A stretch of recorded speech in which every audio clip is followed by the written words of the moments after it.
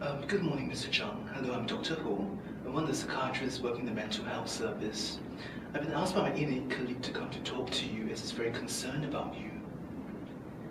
And is it alright if we just have a chat to find out more about what's been happening? Sure.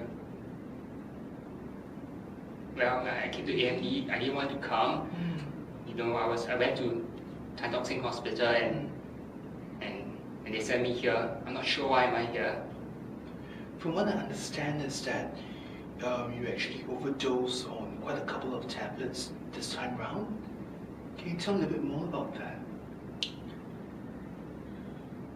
I actually took 40 tablets of Panadol. I took 40 tablets of Panadol because, you know, my girlfriend actually, we met out, you know, which my fiance. Okay, we were just going to be getting married next month, and she told me that it was all over. Very sorry to hear that. I mean, we have been having a steady relationship for the past 10 years. You know, I knew her since JC. And how could she do this to me? I mean, I planned everything for the wedding. You know, we booked the banquet, we arranged the church wedding. Everything was in place. I'm not sure why she just wanted to leave me. Just for another guy. I'm not sure. I haven't done anything wrong. I can imagine how shocking that must have been for you. And did she convey all this to you yes, on the day itself, yesterday? Yes, we met up for dinner. I never expected it to be our last meal together. Yeah, so I really wanted it to be our last meal eventually after that. Tell me a little bit more about, what happened after she told you, this shocking piece of news. I begged her. I mean, I'll try to rationalize it with her. You know, I still love her very much, but I don't think she loved me that much anymore. And she just left. You know, I saw her getting into another guy's car. You know, they left, and you know, I couldn't stand it. So I went to the nearest 7-Eleven. You know, I mean, there was only Panadol there. So I thought Panadol would numb my problems because, you know, people take Panadol for pain, right? So I just bought the Panadols and I was just having a bit of alcohol with me. You know, I also bought some beer from the 7-Eleven store. I was drinking, I was just taking the Panadols. I was thinking of numbing my problems because something so serious that happened. I mean, I just cannot imagine it. I mean, I haven't done anything wrong. Well, very sad to hear about all this that has happened to you. When you bought the Panadol, were you intending to end your life with that? I mean, yes, that's why I told you that, you know, I wanted it to be their last meal. And we had together. I even text her. Before or after? What do you mean Before or after the... you took the tablets? I mean, I texted her before I took the tablets to tell her that, you know, this is going to be our last meal. If you really treasure me that much, you know, you should come back to me. Yeah. Then, you know, she didn't reply my SMS. I waited 15 minutes, I waited 30 minutes. I was drinking. So when I was drinking, I was so frustrated that she was not replying my messages. I suspect she was with the other guy, and so I just took that Panadol. And when you took all the Panadol, you took it together with alcohol as well. That's right. Do you take it with any other things, any other medications? No, the Panadol was the only thing that I took yesterday. Okay. And I'm just wondering, when you took the Panadol, do you think that this could actually end your life? Will you die from the overdose? I mean, I told you that it was. I knew that by taking so much of Panadol, 40 tablets, you know, there's a pretty high chance that I will end my life. That's why I told you that was our last meal. That was planned, right? Okay. And before you actually took the tablets, you text your girlfriend. That's right. Yeah. Do you leave any suicide note or anything like that about your other family members? I was in my car when I did that, so I did write something for my mom. I mean, I love my mom very much. She took care of me since we were very young. She's an extremely good mother. I told her to take care of herself and to take care of the rest of my siblings. But I never had the courage to call them or to text them. I mean, I think they were rushed out to save me, which that's not what I want, you know. I was hiding in my car, I kept my car doors locked. I made sure that there's no one around. I parked my car in isolated car park. It's a multi-story car park, it's a top story. I made sure that there was no one around when I took the tablets. You know, I really wanted it to be our last meal today.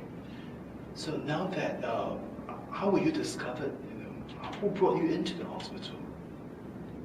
I think, you know, it was so unfortunate, you know, that you know, there was this you know, cleaner, this Bangladesh guy who cleans the car. You know, he came by and saw me unconscious in the car, and I think he called the police or the ambulance or so. Yeah. Now that you're here in the hospital, you know, how do you feel about, you know, you being still alive? What are your thoughts about it? I feel upset that what I did yesterday wasn't successful. I mean, I can't envision a life without her. You know, I planned 10 years of my life. I planned everything together with her. We make future plans together with her. We planned our honeymoon. We bought a HDB house. What am I going to do with an HDB house at this point in time? And she was the one who helped me with my career. And now everything is down the drain. How am I going to survive? I mean, I cannot do without her. You know, she's a crucial part of my life. Has she responded to you since you're here in the hospital? Has she come to I'm not visit? sure. The police took me to Tan Tock Seng, and you know, I haven't checked my mobile phone yet. But I bet she won't reply to me that, you know, what I told her yesterday. I waited 30 minutes before I took it. Yeah, I think, you know, she should probably just ignore me again.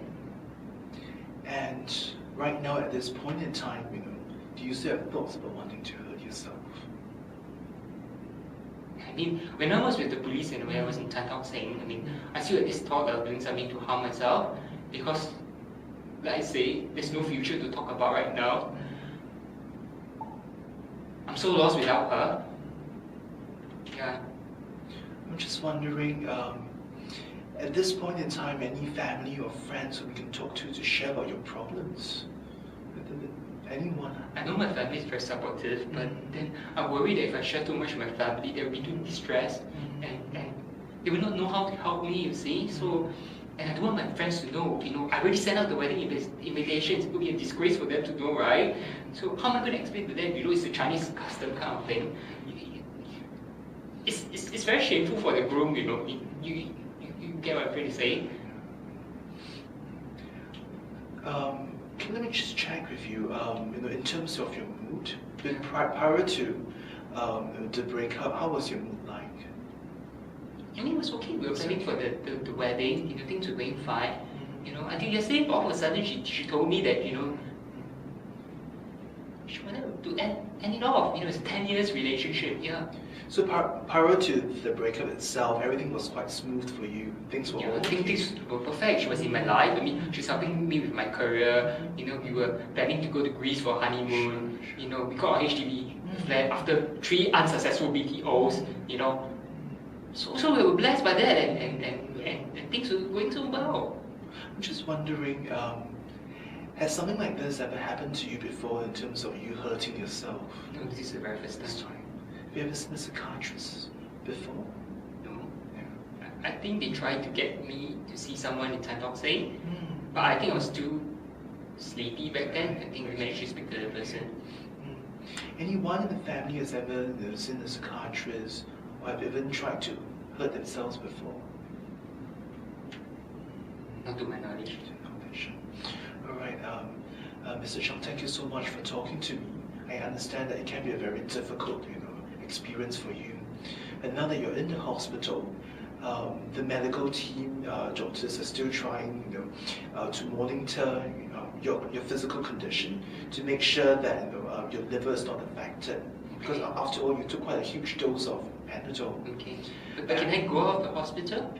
Well, I think it's still best for you to stay in the hospital. I need to sort things out with her.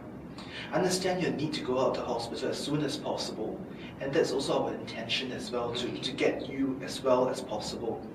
But in terms of your physical condition, we still need to monitor you closely to look out for any, you know, side effects of the Panadol that you took. At the same time, you are going through a very difficult time, and we are very concerned about you still having this intention of wanting to hurt yourself, and a lot of things are still yet to be resolved. So perhaps we can come to talk to you again, you know, to see what we can do to help. In terms of how you feel about things, you know, what are some of the options that's available. Okay. All right, is that all right for you? Thank you very much. So I have to stay here?